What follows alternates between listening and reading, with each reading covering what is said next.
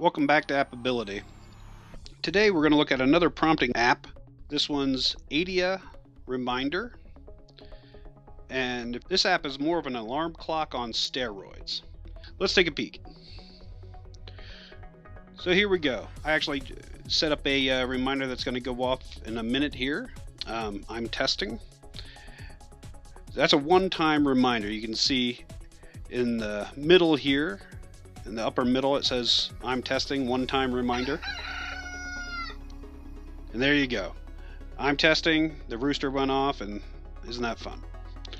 So let's look at how I did that. So I went into one-time reminder. The message could be anything that you choose here. If you wanted to do a voice reminder, you could type anything you want to in here. We'll do I'm testing again. Or you could choose a message. So if I hit this button, I could just, there's a couple reminders in there that are probably some study has been done of how many times that's going to come up in your life, and they put the top 12 in there or so. So let's go back here. And I'm going to choose my message, so I'm going to say done in the little bubble here, done. So the sound, I'm going to click on sound. And it's the default sound right now. So I could add a voice in here. You get 30 of your own voice files, which is really useful. That's what we use here at my house. Leah, who lives with us, records in the prompts that she needs to remind her of what she needs to do at a specific time. So she wakes herself up in the morning, tells herself to get breakfast around, what she's doing throughout the day. So it's really kind of a useful function there. But for us, we're going to use a beep. The 5-second beep. I'm going to be done with that there, and I'm going to set it for a minute ahead of time here. So let's go to, probably give it to 12:03. Click done again, and it's convenient. If you look at the top, you can add 4 hours, minus 4 hours, 10 minutes, add 10 minutes, minus 10 minutes. Click done. So then if you scroll down here, you see pre-alarm, post-alarm. So you can have and add a pre-alarm. We call it a pre-queue. So you could use it to get ready for something. So remember, in 10 minutes, we're going to get ready to go out for the day. Whatever, you get up to weeks before. So we're not going to do that. Cancel that. Close that. My alarm's going to go off here in a moment. Post-alarm, if you look down from pre-alarm. So post-alarm, the app has to be shut. I found out the hard way on this. So if it's open, it's not going to work. But you can repeat the alarm every minute or every hour until it's been acknowledged on the device. That's great if people like to snooze. I'm going to cancel that. I'm not going to put one of those in there.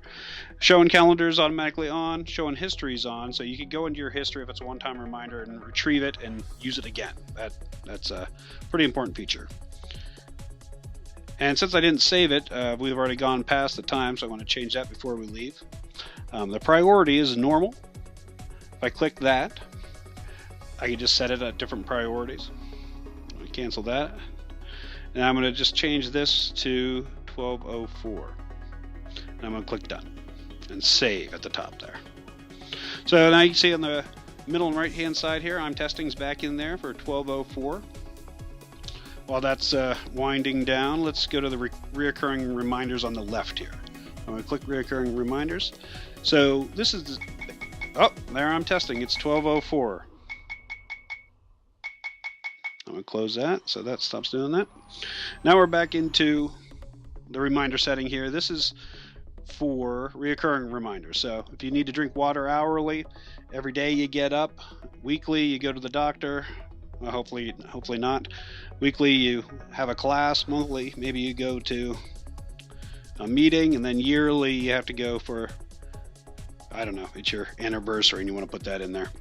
But you can set them all up. It looks the same as the one-time reminder, but you can set a reoccurring theme down here. Okay, so we're going to cancel that. I'm not going to set one of those up. Wake up alarm is a reoccurring alarm for Monday through, it defaults to Monday through Friday. It's assuming that you're never going to not want to wake up for work.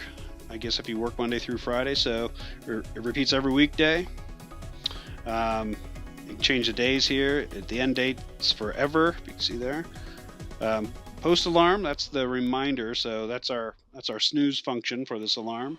And it's not showing in calendar because I guess it's assuming that you know you're getting up in the morning. All right, so we're going to cancel that. Now look at that. Voice reminders. This is where we can record in our voice prompt. So I'm going to hit the record button, the little red circle in the middle. Hello there, I'm testing this. So if we play it. Hello there, I'm testing this. So if we want to add a sound up top, it says no right now. We click this, we can add all of our fun sounds that we saw before. So let's put the cat in there for some reason. Click done, and then we're going to click next at the top. So now I can have all the options that I had on the original screen, but I can now add my own voice. Now that being said, if I cancel here and go back to the one-time reminder, if I want to put sound in, so we could also add a sound here. So I'm going to click add, and then the record button, the little red circles here again. I'm testing this. I can play it. I'm testing this, and I hit save, and now I have a reminder in here with sound. I can put that into whatever time I want here again. We're not going to do it. We're just going to cancel out. So this is a really robust app. We couldn't live without it. Keeps everything running like clockwork here. Leah absolutely loves it. She's a little, sometimes when she goes home to see her parents, we turn off the system and we might forget to turn it back on when she gets back, and she's a little ticked off at us. That's how much she values this app. There's one problem with this app. If you have to leave the app running. After iOS 6, Apple decided that they were going to lock out custom sounds for third-party apps, so you can't hear the actual voice reminders coming through this app when the iPad is locked. So we bought an iPad Touch for $180, put this app on there, and we just leave it run constantly. We piped it into some speakers so she can hear it wherever she's at in the apartment. So this thing really has made a difference in her life. She helps herself through this app, and I mean, that's really what it's all about. So thanks for joining us, folks. This is AppAbility, and we'll see you next time.